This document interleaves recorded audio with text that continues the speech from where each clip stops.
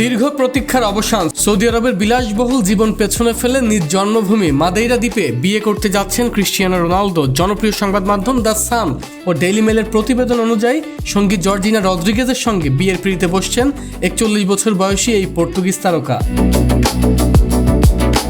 পর্তুগালের ফুনচাল ক্যাথেড্রালে ধর্মীয় আচারের পর বিখ্যাত 5 তারকা হোটেল স্যাভয় প্যালেসে বসবে তাদের রাজকীয় সংবর্ধনা ও মধ্যাহ্নভোজের আসর। 2016 সালে একটি ফ্যাশন স্টোরে কাজের সূত্রে পরিচয়, আর সেখান থেকেই শুরু হয় এই জুটির রূপকথার প্রেম। গেল বছর জর্জিনাকে বিয়ের প্রস্তাব দিয়েছিলেন রোনালদো।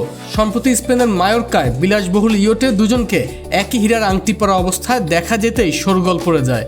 সব জল্পনা সত্যি করে এবার বিয়ের দিনক্ষণ চূড়ান্ত করলেন CR7। এর আগে পর্তুগালের ঐতিহাসিক কুইন্তা দা রেগালেইরাতে বিয়ের গুঞ্জন উঠলেও তা ভুল প্রমাণ করে ভেন্যু ঠিক হয় মাদেইরাতে।